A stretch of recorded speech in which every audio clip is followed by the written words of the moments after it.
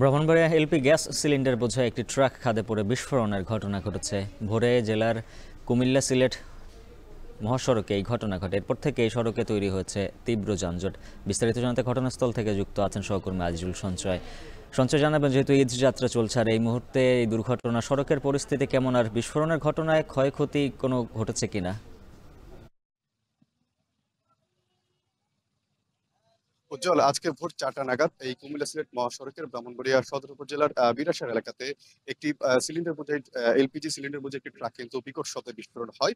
মূলত এখানে যে সড়কটিতে আসলে দীর্ঘদিন ধরে সংস্কার কাজ না চলার ফলে এখানে কিন্তু তীব্র খানাখন্দ তৈরি হয়েছে। বিশেষ করে যে এই যে একটি কাজ যেটি চলছে, বিশেষ করে ব্রাহ্মণবাড়িয়া আশুগঞ্জ নৌবন্দর থেকে আখাউড়া স্থলবন্দর পর্যন্ত যে 51 কিলোমিটার সড়ক, সেটি কিন্তু এখন 4 লেন উন্নীতকরণের কাজ চলছে এবং সেই কাজটি নানা সংকটের কারণে কিন্তু বিলম্বিত হচ্ছে এবং এর ফলে প্রকল্পের কাজটি চলার কারণে কিন্তু মহাসড়কের বিভিন্ন অংশে ব্যাপক খানাখন্দ, বেশ অনেক খানাখন্দ তৈরি হয়েছে এবং বিভিন্ন জায়গাতে কিন্তু বড় বড় অনেক গর্ত তৈরি হয়েছে। আপনি নিশ্চয়ই উজ্জ্বল দেখতে পাচ্ছেন ছবিতে, এখানে কিন্তু এটি কিন্তু একটি শহরের একটি প্রধান পয়েন্ট, অর্থাৎ এই সড়কের বিপরীত দিকে কিন্তু বাংলাদেশ গ্যাস ফিল্ডস কোম্পানি লিমিটেডের মূল কার্যালয় যেটি রয়েছে এবং এখানে কিন্তু আপনি দেখতে পাচ্ছেন যে বৃষ্টির পানিতে কিন্তু গর্তগুলো একেবারে টইটুম্বুর হয়ে আছে এবং এই এই যে খানাখন্দ, এই খানাখন্দের কারণে কিন্তু আজকে কুমিল্লা সিলেট মহাসড়কের এই যে বিরাশার এলাকাতে, বিশেষ করে ব্রাহ্মণবাড়িয়া শহর বিশ্ব মোড় থেকে এলপিজি সিলিন্ডার নিয়ে কিন্তু একটি ট্রাক কুমিল্লা অভিমুখে যাচ্ছিল এবং সেই ট্রাকটি কিন্তু খানাখন্দের কারণে নিয়ন্ত্রণ রাখতে না পারে এই বিরাশার এলাকাতে এখানে কিন্তু ট্রাকটি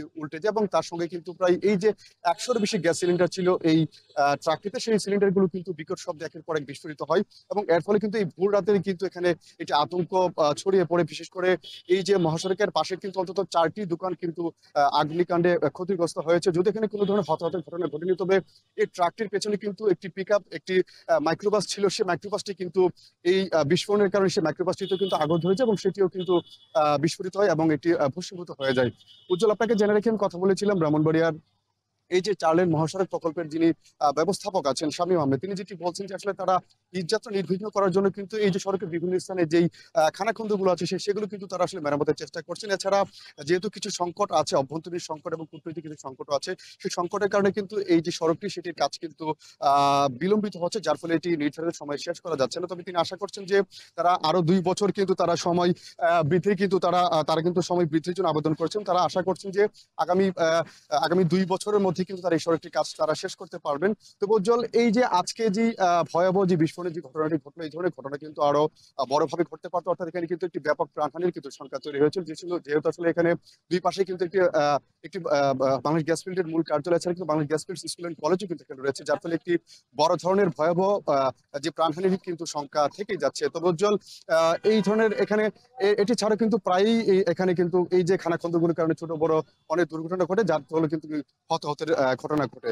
তো উজ্জ্বল, আমার কাছে এই ছিল এই দুর্ঘটনাস্থল থেকে এখানকার সবশেষ পরিস্থিতি।